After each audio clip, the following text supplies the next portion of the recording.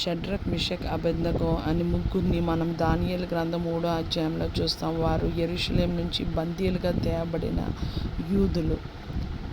నెబుకద్నెజరు బబులోను రాజు ఒక ప్రతిమను 60 మూరల ఎత్తు ప్రతిమను చేయించి దానికి సింఫోనీ వీణ ఊదినప్పుడు సాగిలపడాలి అని అంటే, వారు యూదులు కాబట్టి దేవుణ్ణి తప్పనిచ్చి ఎవరిని ఆరాధన చేయరు. ఆ పిల్లను గ్రోవి సింఫోనీ ఊదినప్పుడు వాళ్ళు ఆ ప్రతిమకు వాళ్ళు సాగిలపడలేదు. అందుకు ఆ విషయము వాళ్ళతో పనిచేసిన వారు వెళ్ళి రాజుకు చెప్పినప్పుడు రాజు అత్యాగ్రహము గలవాడే వారిని పిలిచినప్పుడు ఆ యవనులు అంటారు, రాజా ఇందును గూర్చి ప్రత్యుత్తరం నీకు ఇవ్వాలని మాకు చింత లేదు.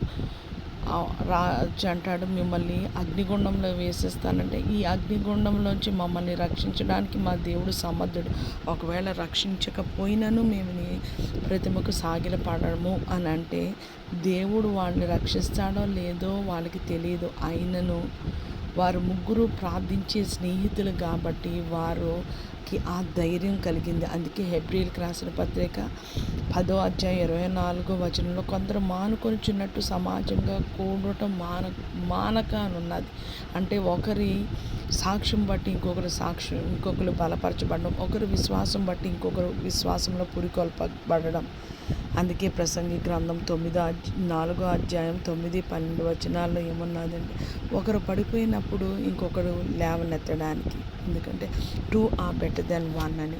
వాళ్ళు ఎటువంటి విశ్వాసం కనపరిచారు అని అంటే, కొండలను పెకలించగలిగిన విశ్వాసం. మత్తయి సువార్త 17వ అధ్యాయం 20వ వచనంలో వాళ్ళు కనపరిచిన విశ్వాసము దేవుణ్ణి సహితము అగ్నిగుండంలో దించేసింది.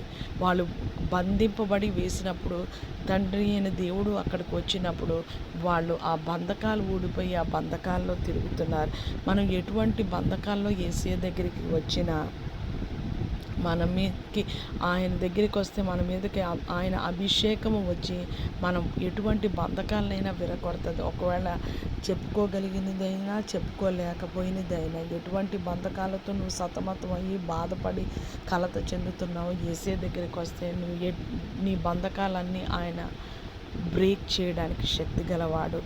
మనము, మన బిడ్డలు, మన కుటుంబాలు మన విశ్వాసంలో ఎదుగుతూ సమాజంగా కూడడం మానుకొనక విశ్వాసం నుండి అధిక విశ్వాసంలోనికి వెళ్తూ మన జీవిత ప్రతి ఒక్క బంధకము, పాపము, శాపము, దుష్టుని యొక్క కాడి మన జీవితాల మీద విరగొట్టబడును గాక. 1 యోహాను 1:7, 1:9.